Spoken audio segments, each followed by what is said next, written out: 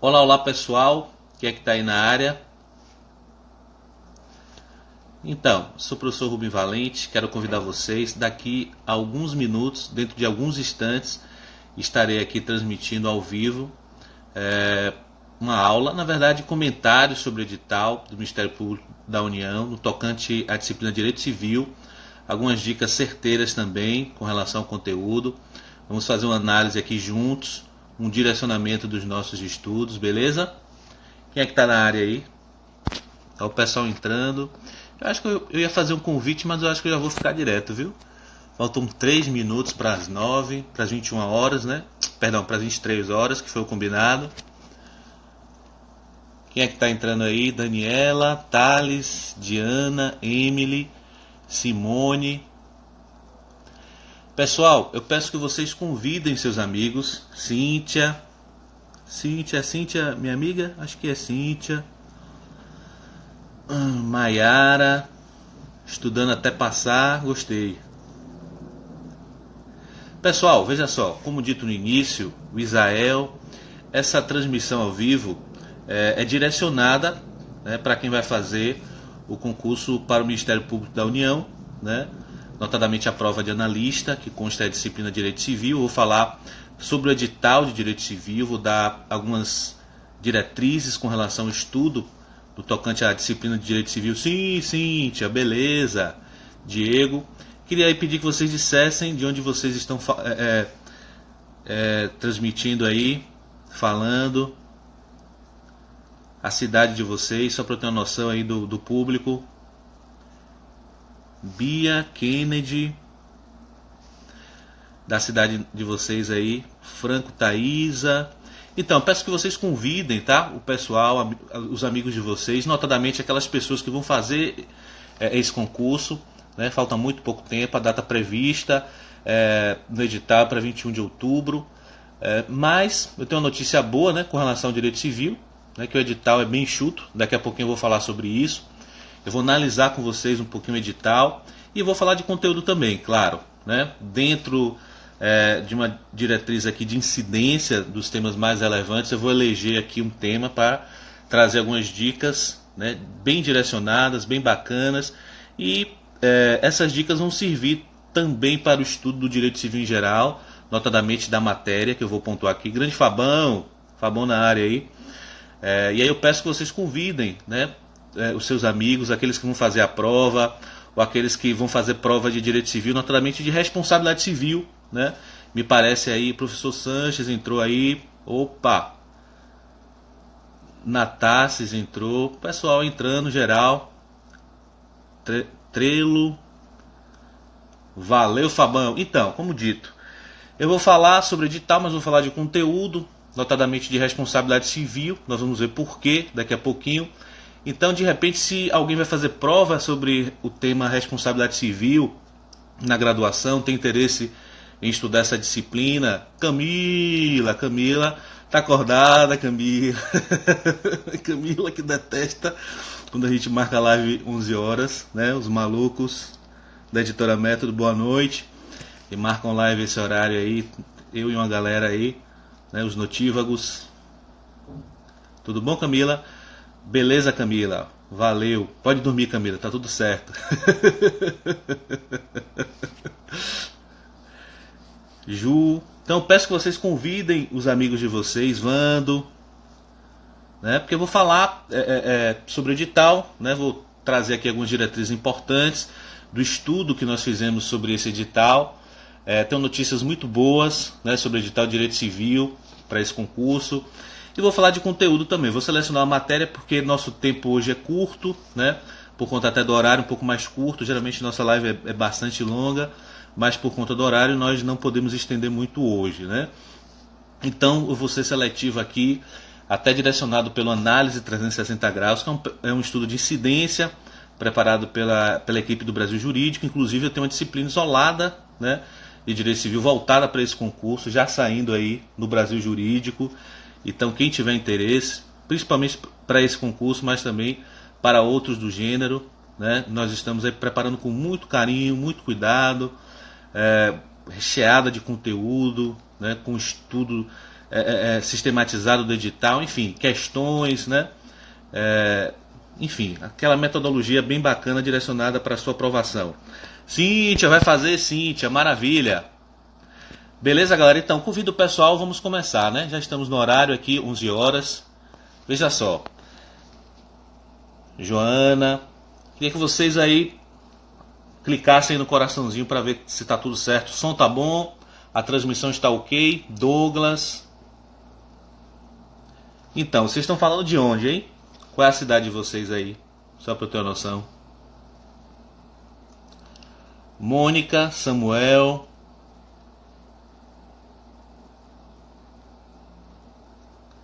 Vanessa. Cíntia, tudo ok, né, Cíntia? Natassis. Douglas, Rio de Janeiro, beleza, Douglas? João Carlos, show de bola. Lauro de Freitas, Vanessa, minha aluna, Aline, Veriane, tudo ótimo. Larissa, Fortaleza na área, maravilha.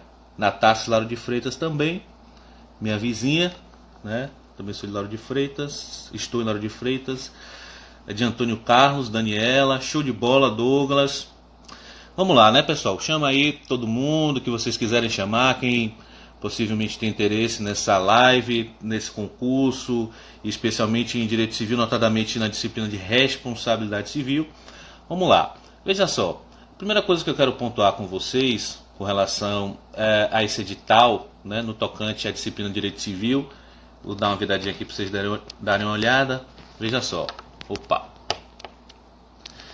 Então, primeira notícia muito boa, muito embora a prova esteja aí batendo na porta, né? Muito próxima de acontecer. O edital de Direito Civil, eu selecionei aqui, ele é bem sintético, tá? Então, eu vou analisar aqui junto com vocês esse edital, ele é bem sintético, ele tem um aspecto muito pragmático, já vou falar sobre isso. Então, a Sebrasp, né, antiga CESP, que elaborou aí, que vai elaborar esse certame e produzir esse edital, me parece que eles foram muito felizes. O edital é bastante inteligente, daqui a pouquinho eu vou explicar porquê. E eles privilegiaram claramente aí o aspecto pragmático, notadamente fazendo relação com as atribuições do cargo, ok? Então, você vai ser um analista, você vai ser um assessor de membro do MP, né? Então, por exemplo, você vai fazer pesquisa de jurisprudência. Claro que você vai fazer isso. Então, olha aqui, ó, o ponto 10 do edital, jurisprudência dos tribunais superiores.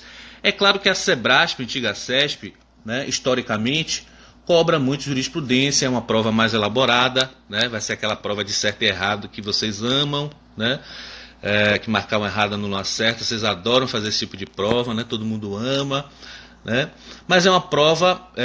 pelo edital, né, que se anuncia uma prova bastante inteligente. O edital de civil é bastante enxuto, né?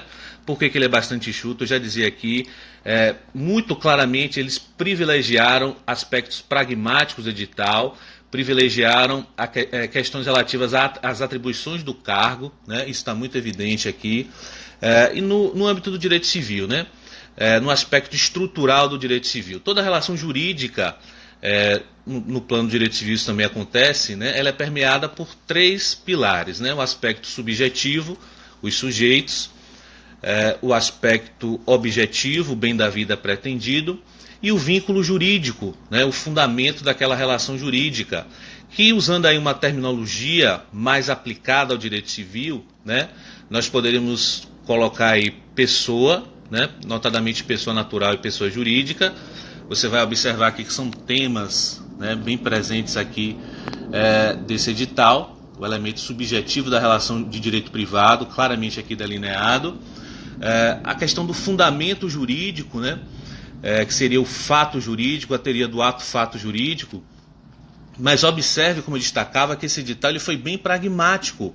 Não tem aqui no edital, né, notadamente, de forma destacada, aspectos da teoria do ato-fato jurídico. Não tem de forma teórica, né? Ele já direciona, ele já cobra aqui, ó, por exemplo, a questão do negócio jurídico, né?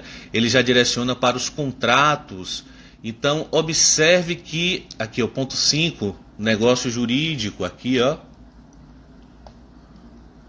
Então ele já direciona para o negócio jurídico. Com relação ao âmbito do direito obrigacional, eles já direcionam para os contratos. Observe que esse edital não cobra a teoria geral das obrigações, né? Embora dentro de contratos ele cobre temas que podem ser enquadrados dentro do âmbito do direito das obrigações, da teoria geral das obrigações, como por exemplo aqui transmissão e adimplemento das obrigações, né? Que são relações obrigacionais, né? Relações patrimoniais pessoais, mas observe que ele dá um enfoque bastante prático, ok? Então ele vai cobrar pessoa natural, pessoa jurídica, o elemento subjetivo. No elemento objetivo, bem da vida pretendido, observe que ele vai cobrar, ao invés de cobrar bens em geral, ele vai cobrar só bens públicos, né? Então, como dito, um edital bem direcionado. E no caso, em relação à teoria do ato fato jurídico, ele vai direcionar para os negócios jurídicos e direcionar mais ainda para os contratos. Não vai cobrar toda aquela parte da teoria geral das obrigações, não vai cobrar a família, direito das coisas, direito sucessório. Então observe que é um edital enxuto, né? É um edital bastante enxuto, ok? Então muito bacana esse edital aí, dá para vencer fácil no tempo que nos resta aí, né? Vai cobrar um pouquinho de lei de introdução também, né? O básico do básico. Então esse edital está muito bacana na parte de direito civil. E fizemos um estudo de incidência, né? Como eu disse, eu tenho um curso isolado de direito civil voltado para esse concurso lá no Brasil Jurídico, né? Já nós completamos aí todas as aulas e disponibilizamos para vocês. Lá no Brasil Jurídico nós temos a tradição de fazer, obviamente, esse estudo sistematizado do edital, que nós chamamos de análise 360 graus. Observe, principalmente considerando as provas recentes, nós fizemos um estudo de toda a banca, né? A Sebrasp, antiga CESP, e um estudo direcionado para essa prova do MPU, né? Analisando com mais detalhe as últimas duas provas dessa banca, né? Então observe que temos aqui alguns temas que se destacam, né? Por exemplo, como eu falava, ato e fato jurídico, que estão relacionados aí com o vínculo jurídico, né, no âmbito do direito civil, naquela estrutura básica de relação jurídica. Ele não está mais contemplado no novo edital de forma destacada. É claro que dentro, né, do conceito de negócio jurídico, o conceito de ato e de fato jurídico podem ser trabalhados, mas não de forma tão detida, né? E aí nós destacamos a parte aqui de responsabilidade civil, que tanto na prova de 2010 quanto na prova de 2013 teve grande incidência. Pessoas naturais, pessoas jurídicas e negócios jurídicos, esses são os temas mais relevantes. Professor, claro que esse edital ele tem que ser estudado por completo, um edital pequeno, né? Dá para esgotar tranquilamente, diferente de alguns outros editais de outros concursos, né? Mas, professor, se eu quiser centrar esforços, né? Aquela conhecida lei de Pareto, que é uma lei da administração, que também serve para os concursos públicos, né? Aquela ideia de você centrar esforços, é a lei 2080, né? Você centra esforços nos 20% dos problemas fundamentais e você tem 80% de resultado. Claro que dá para abranger todo edital, mas se eu quiser focar aí nos temas mais relevantes, naqueles 20% mais relevantes, eu destacaria responsabilidade civil, pessoa natural, pessoa jurídica e negócio jurídico. Pelo andar da carruagem, principalmente considerando a última prova, nós teremos cerca de 8 questões de direito civil, né? Então, um tema certo para a sua prova, para a prova agora vindoura de outubro, é o tema da responsabilidade civil. Com certeza, nós teremos aí algumas questõezinhas de responsabilidade civil na sua prova. Então, principalmente considerando também o tempo que nós temos aqui na nossa live, eu vou falar um pouco sobre responsabilidade civil, trazer aqui algumas dicas certeiras sobre esse tema. Esse tema que é extremamente importante e certamente estará na sua prova, né? Eu estou apostando em cerca de 2 questões, pelo menos, de responsabilidade civil nessa prova, podendo ser mais, né? Mas é um tema que certamente será cobrado na sua prova. Então, dentro dessa perspectiva, eu vou falar agora de conteúdo, vou falar de responsabilidade civil, e eu queria pedir que vocês convidassem seus amigos, aquelas pessoas que têm interesse em ouvir sobre esse tema, vamos bater um papinho aqui sobre responsabilidade civil, um tema recorrente, né, em todos os certames, pela sua relevância pragmática, talvez seja o ramo do direito civil mais prático, né, e também aquele mais cobrado por ter muita relação com as atribuições dos mais diversos cargos públicos, ok?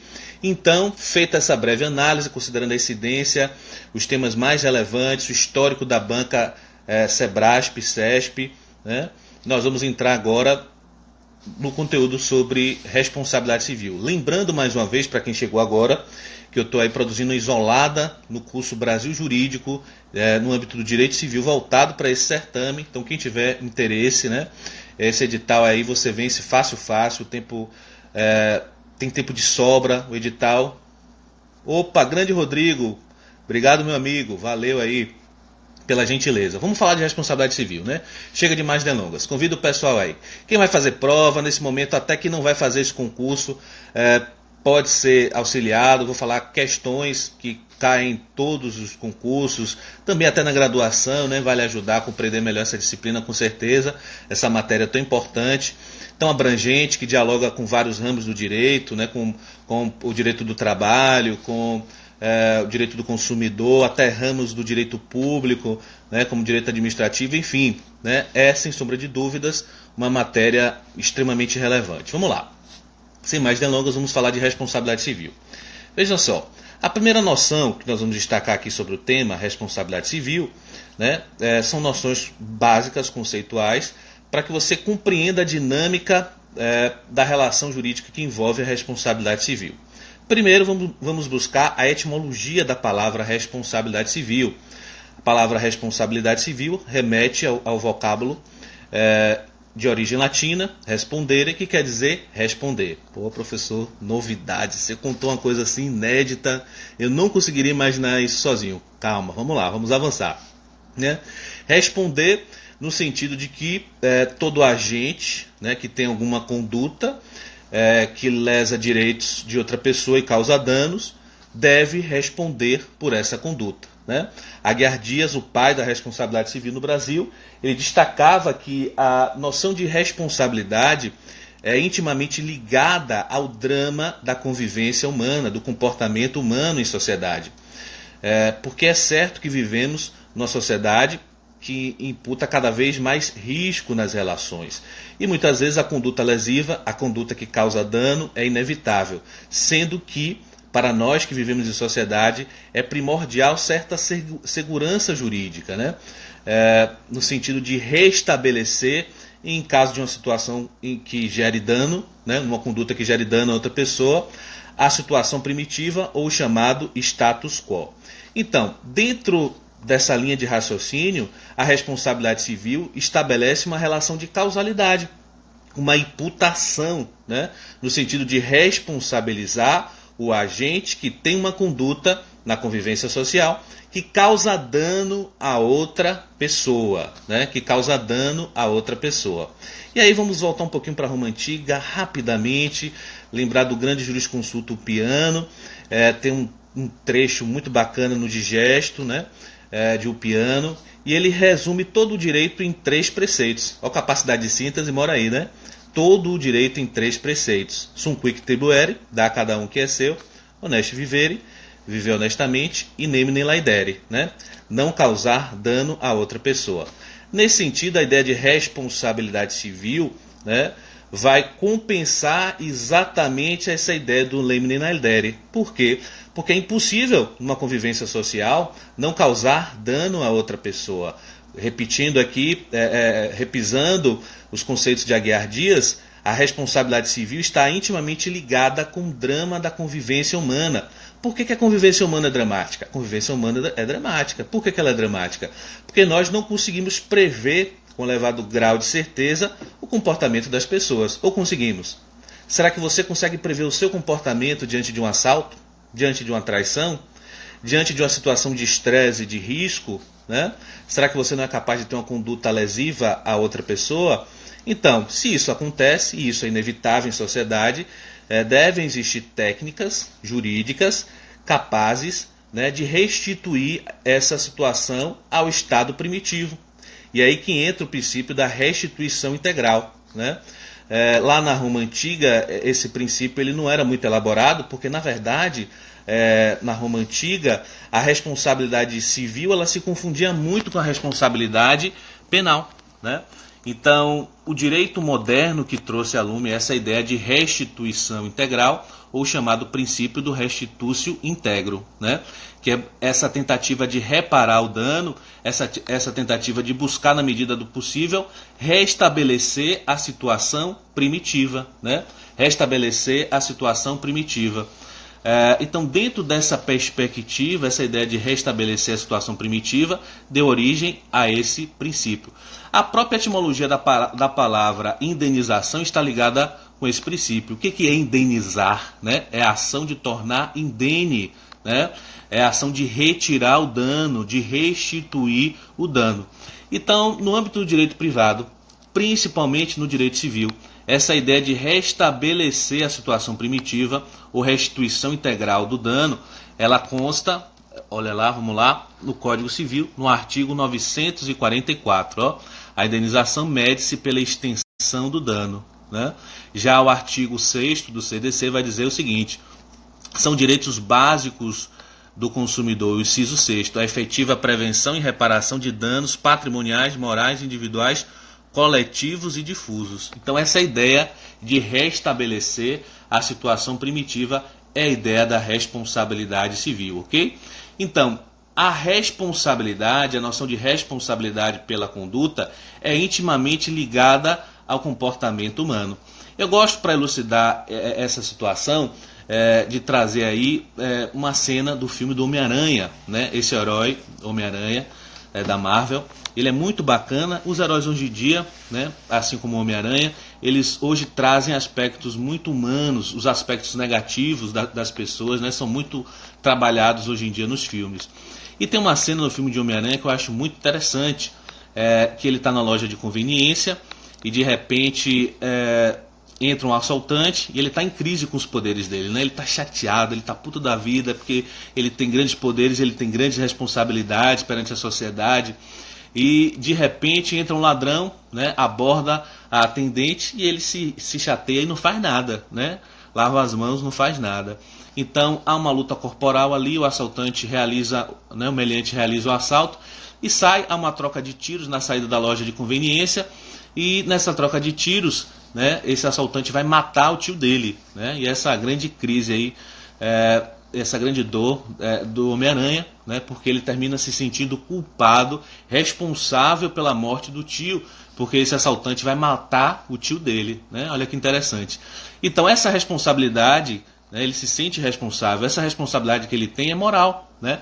Então o fenômeno da responsabilidade ele é abrangente, ele é amplo, mas se de repente houvesse uma lei, né, um dever jurídico previamente estabelecido que imputasse a ele o dever de agir naquela situação, essa responsabilidade já passaria a ser jurídica, ok? Então, dentro desse cenário, para compreender bem a dinâmica da responsabilidade civil, é importante compreender que existe o fenômeno da responsabilidade, que é abrangente, que é amplo, que está intimamente ligado com o comportamento humano e ligado à responsabilidade moral. E dentro desse campo existe a responsabilidade jurídica, que não está adstrita ao campo do direito civil, né? Não se resume ao direito civil. Quando se fala em imputar, né, uma sanção, ou quando se fala em alguém vai responder por um crime, estamos falando de responsabilidade jurídica no âmbito criminal. A responsabilidade também ela pode atingir outros ramos, por exemplo, no âmbito do direito administrativo. Então, dentro do fenômeno responsabilidade, existe a responsabilidade moral. Dentro da responsabilidade moral, no campo ético, existe a responsabilidade jurídica. E dentro dos mais variados campos da responsabilidade jurídica, existe a responsabilidade civil, que é o nosso objeto. Então, a responsabilidade civil ela vai estar inserida no Código Civil dentro das chamadas relações patrimoniais pessoais, ou simplesmente relações obrigacionais. Então, quando se fala de responsabilidade civil, na verdade, está se tratando de relações obrigacionais. O objetivo das relações obrigacionais é muito claro, é perfazer a circulação de riqueza. Na sua graduação, você vai estudar as relações patrimoniais pessoais em 3 matérias. Quais são essas matérias? Obrigações, contratos e responsabilidade civil. Daí que é importante notar que, por exemplo, Cavalieri Filho, ele vai dizer que a responsabilidade civil, olha que interessante, é uma responsabilidade derivada, né? É uma modalidade de, é uma obrigação derivada, é uma modalidade de obrigação derivada que vai incidir com a violação de uma obrigação prévia. Então, observe que nesse campo, né, a responsabilidade civil, Cavalieri Filho define bem nesse aspecto, né, vai ser uma obrigação subsidiária, uma obrigação derivada. Primeiro, uma violação de obrigação prévia, essa é a dinâmica geral, para incidir essa obrigação derivada ou sucessiva, que é a responsabilidade civil. Dentro desse aspecto, é importante destacar que o Código Civil, e isso é muito perguntado em provas de concurso público, né? O Código Civil ele traz uma teoria binária no tocante à responsabilidade civil, porque ele traz uma dicotomia clássica. Que dicotomia é essa? A responsabilidade civil contratual e a responsabilidade civil extracontratual. Responsabilidade contratual ou extracontratual, também chamada de responsabilidade civil aquiliana. Responsabilidade civil aquiliana, porque faz referência à Lex Aquilia de Dâmino, né? Uma lei do Baixo Império Romano que tratava aí da responsabilidade extracontratual, ok? Então, em homenagem a essa lei, a responsabilidade extracontratual é chamada de aquiliana. Mas qual é a diferença, professor? Note que eu falava há pouco que tratar de responsabilidade civil é trazer à lume a ideia de obrigação derivada. Nesse sentido, essa classificação tão importante que traz aí a teoria binária para o Código Civil, ela vai levar em consideração, né, a obrigação originariamente violada.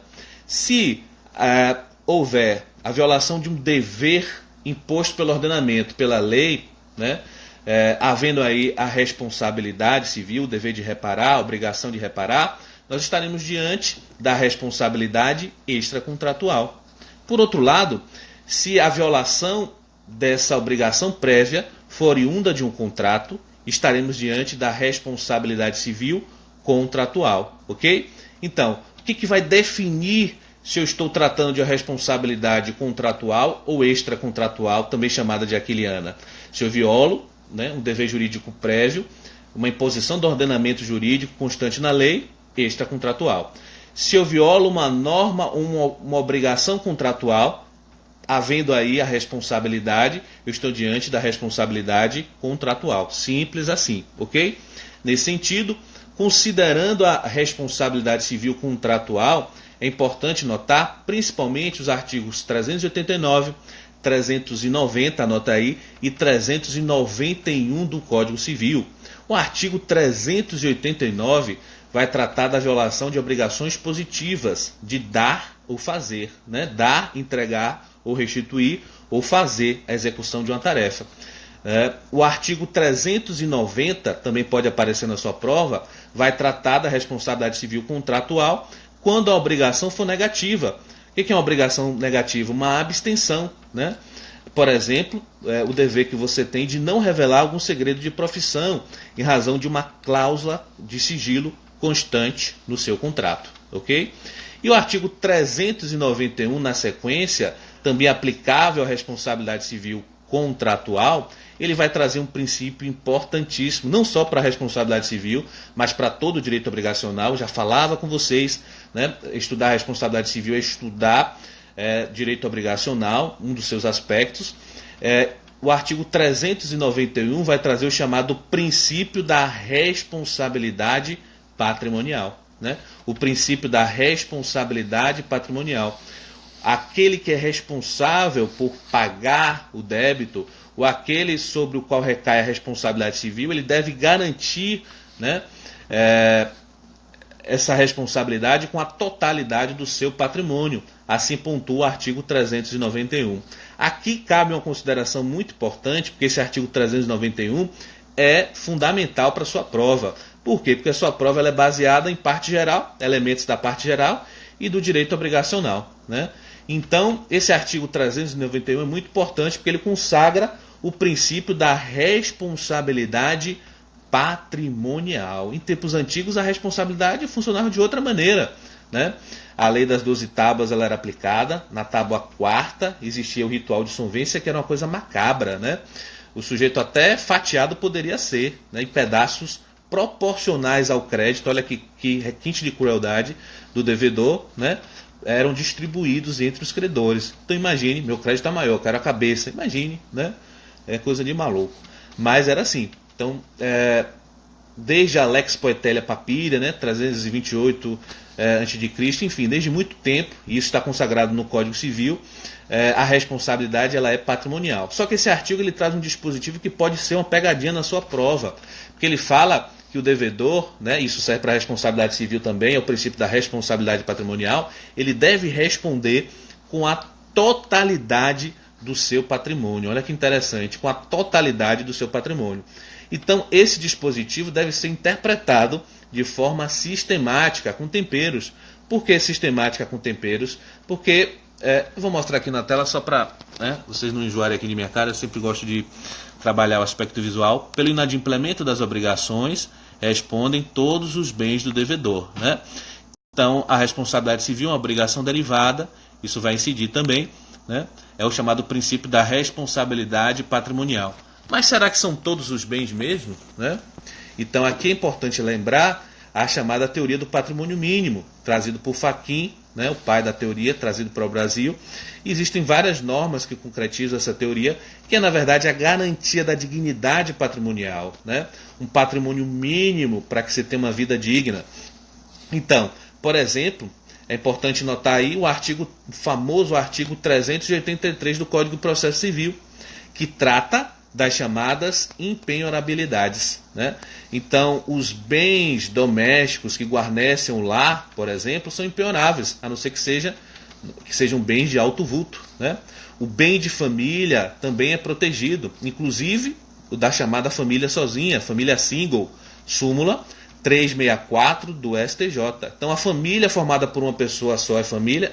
O STJ diz que é família, pelo menos no tocante à proteção do bem de família, né? Então não é na verdade a totalidade dos bens do devedor, né? Não são todos os bens. Aí nós temos que interpretar esse dispositivo com temperos, né? Tendo em vista que existe a proteção aí no ordenamento jurídico do patrimônio mínimo, e eu citei aqui para vocês alguns exemplos.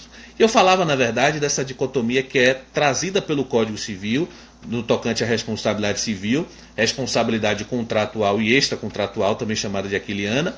Só que essa chamada teoria binária, Tartucci que usa essa nomenclatura, ela é criticada por alguns, né?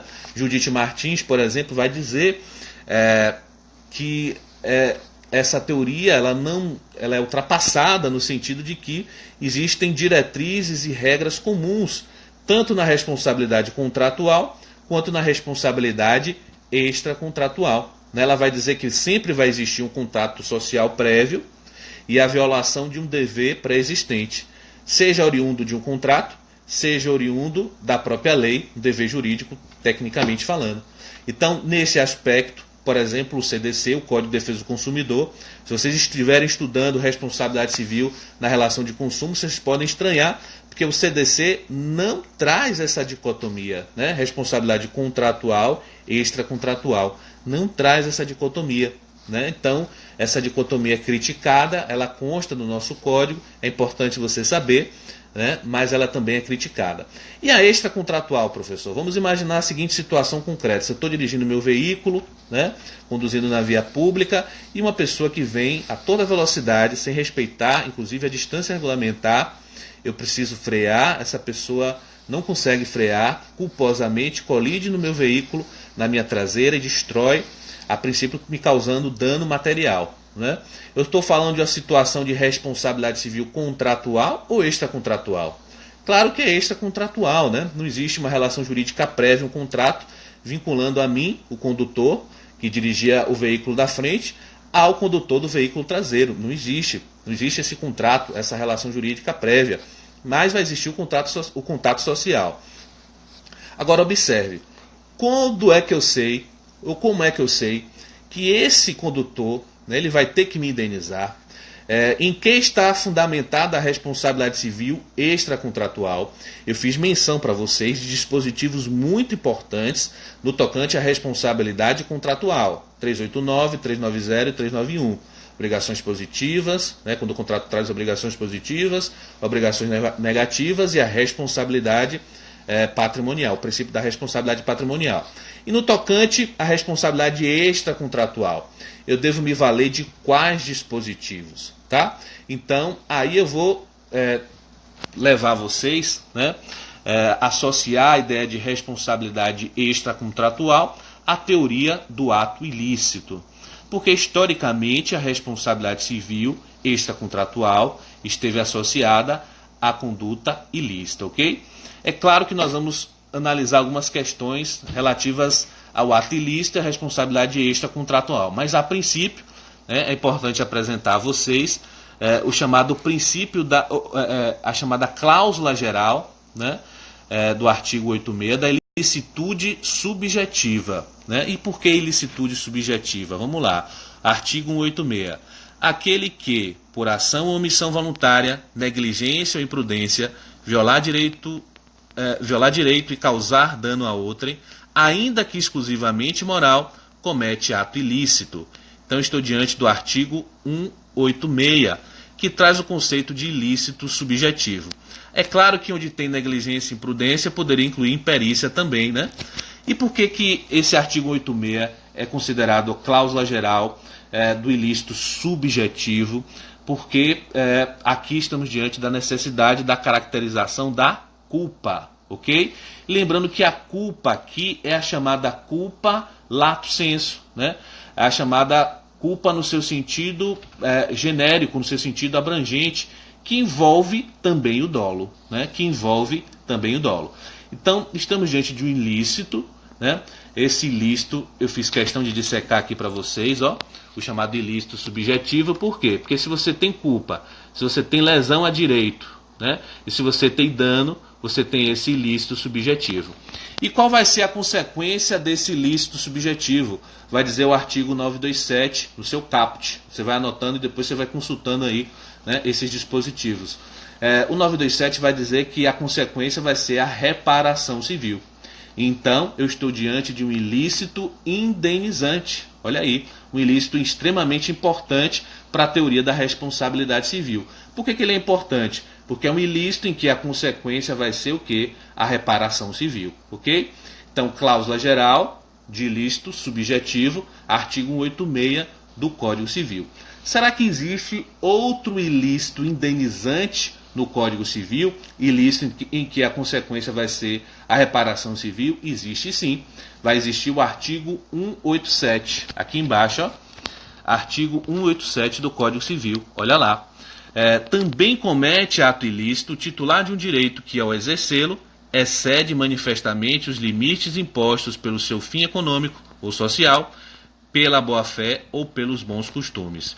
Então, o artigo 186, junto com o 187, trazem aí cláusulas gerais importantes no tocante à responsabilidade civil extracontratual. Se eu quero uma referência para a responsabilidade extracontratual, eu vou me valer principalmente do artigo 186 e do artigo 187.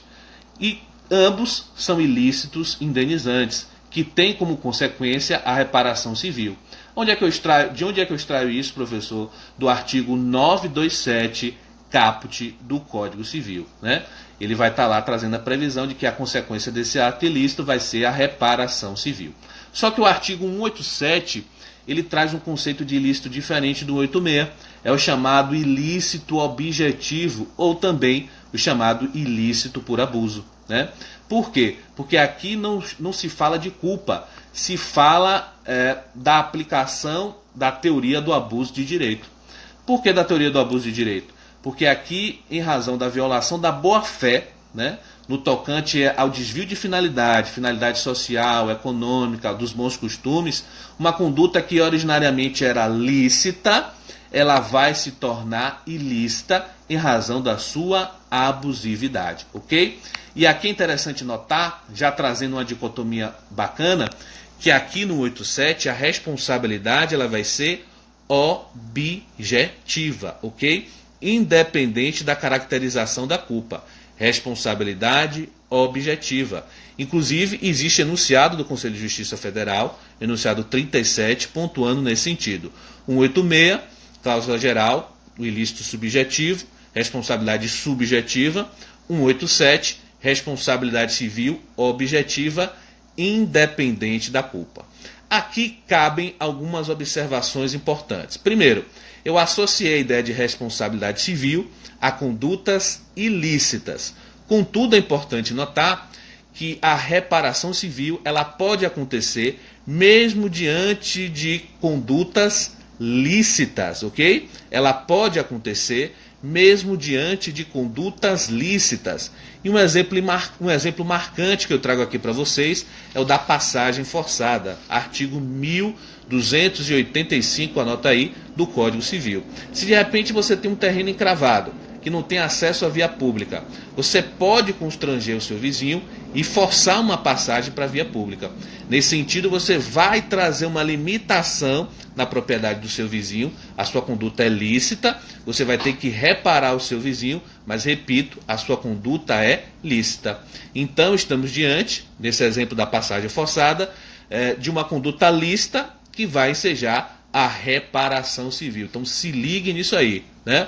Então, não há uma relação implicacional necessária entre o ilícito e a responsabilidade civil. Se de repente vier uma pegadinha nesse sentido, muito costumeira em prova, você já sabe, né? A responsabilidade civil pode surgir mesmo diante de condutas lícitas, ok? Outro aspecto relevante também que eu preciso pontuar, aqui trazendo a lume o pensamento de Cristiano Chaves, que faz uma crítica muito contundente, né? No tocante às modalidades dos ilícitos, ok? Nem todo ilícito, às vezes, estudando a ideia de responsabilidade civil, podemos ter essa confusão. Nem todo ilícito ele é indenizante. Nem sempre a consequência do ato ilícito vai ser reparação civil. Eu trouxe aqui duas cláusulas gerais importantes dos dispositivos do Código Civil que referem à responsabilidade extracontratual, 186 e 187. Ambos trazem modalidades de ilícitos indenizantes. Mas, às vezes, o ilícito ele pode ser, por exemplo, invalidante. Um negócio jurídico celebrado com coação, né? A consequência vai ser, né, a invalidade desse negócio. Eu posso ter um ilícito caducificante. Por exemplo, alguém, um pai, que abusa do poder familiar, estuprando a filha e perde esse poder familiar. Esse ilícito é claramente caducificante. Eu posso ter também, por exemplo, um ilícito autorizante, uma situação de deserdação, né?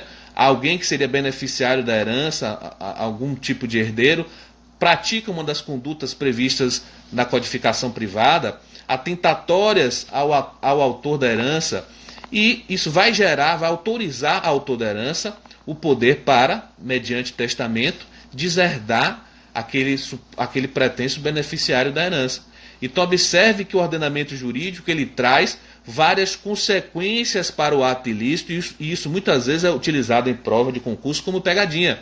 Então a consequência do ato ilícito não é necessariamente a reparação civil.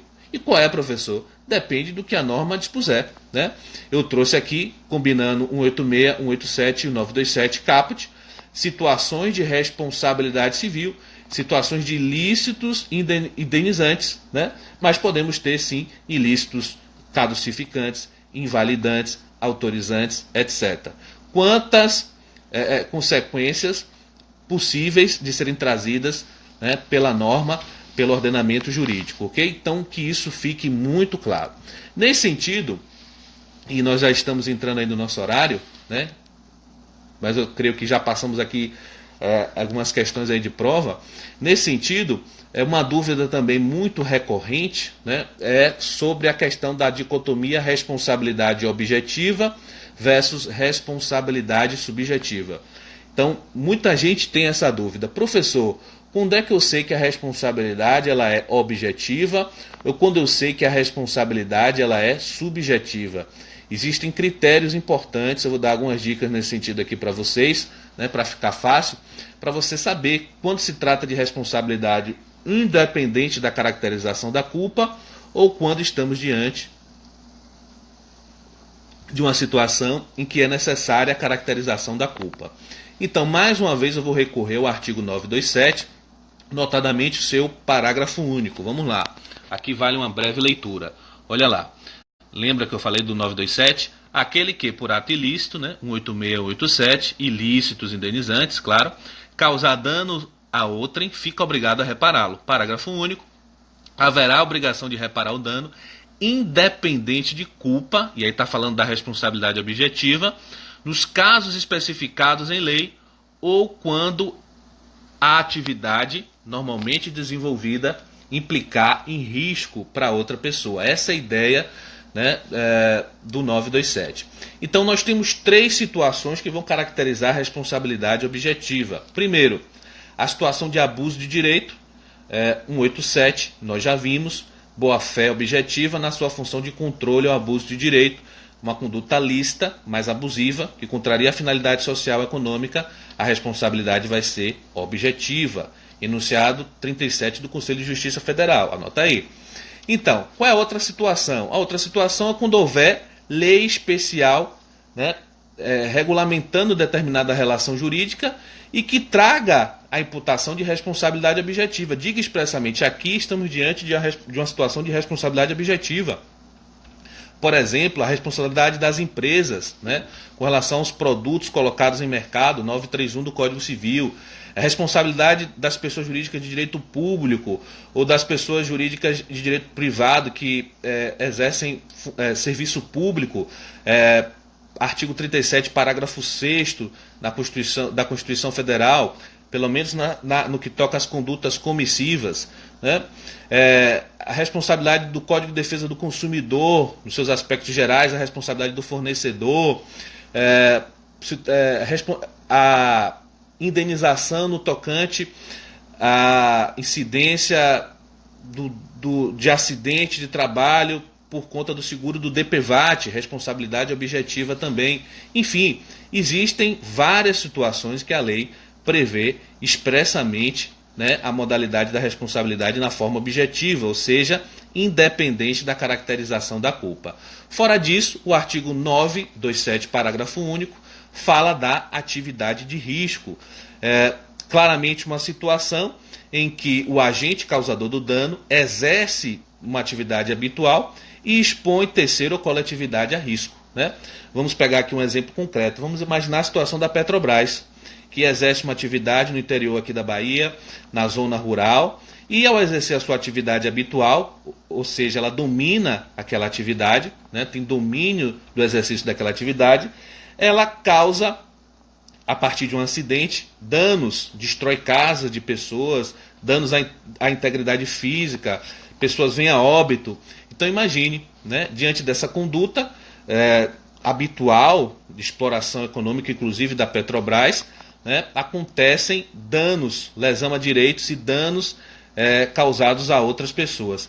Imagine, né, uma pessoa que mora numa zona rural, sem acesso à defensoria pública, bom advogado, né, discutir com a Petrobras aspectos técnicos do seu ofício para tentar imputar culpa à Petrobras. E a Petrobras, com profissionais altamente qualificados, cheio de desculpas, né? Imagine essa situação numa discussão, num debate processual. A desvantagem da vítima nesse caso. Então é importante lembrar nesse sentido que todo bônus corresponde a um ônus no direito e vice-versa. Então o artigo 927 ele traz nesse sentido uma cláusula geral, né, de responsabilidade objetiva em razão da aplicação da teoria do risco. Então, casuisticamente, o aplicador, o magistrado, vai observar se estamos diante de uma situação de risco, bem caracterizada nesse exemplo. Quando alguém exerce uma atividade habitual, não necessariamente econômica, que expõe a risco outra pessoa, causando dano, então a pessoa vai ter o bônus de expor outros a risco e se beneficiar daquilo. Então, o ônus vai ser responder objetivamente. Então, em linhas gerais, a responsabilidade vai ser objetiva em 3 situações. Quando houver lei especial, quando incidir o artigo 187, né, a situação de abuso de direito, ou parágrafo único do 927, né, aplicando aí casuisticamente a cláusula geral que imputa, concretiza a teoria do risco. Então, observe que fora disso, a responsabilidade ela vai incidir na sua modalidade subjetiva, ok? Então aí nós traçamos esse paralelo importante, responsabilidade civil objetiva e responsabilidade civil subjetiva, para você saber diferenciar na sua prova quando vai incidir a responsabilidade subjetiva, quando vai incidir a responsabilidade objetiva. Gente, eu na verdade já passei um pouco do meu tempo, ok? Queria saber se vocês têm dúvidas, querem falar alguma coisa. Muito obrigado pela presença de vocês, né? Esse foi o horário aqui possível, mas essa live vai ficar salva. Eu queria que vocês continuassem convidando seus amigos para assistirem, né? Fico muito feliz com a presença de vocês e agradeço. Quem quiser pontuar alguma coisa, fazer alguma pergunta antes da gente encerrar, porque nós já extrapolamos até um pouquinho o nosso tempo, né? Camila, ela deve estar no 7º sono, não viu? Mas enfim, nós já extrapolamos, eu combinei com ela. E daqui a pouquinho eu vou encerrar, ok? Alguém quer falar alguma coisa? Conexão tá beleza aí, tudo certinho, né? Os coraçõezinhos aí eu tô vendo. Valeu, Nath, Ronaldo, Andréia. Beleza, galera? Então, convidem os amigos de vocês, né? Que vocês acham que podem ter interesse nessa live, nesse tema, ou nesse concurso, né? Se avizinha aí. Valeu, Sara. Obrigadão, também agradeço a presença de todos vocês, viu? Então, eu vou encerrar essa live. Mais uma vez agradeço, ela vai ficar salva aqui no perfil da Método, né? Um abraço, um beijo. Valeu, galera. Até mais.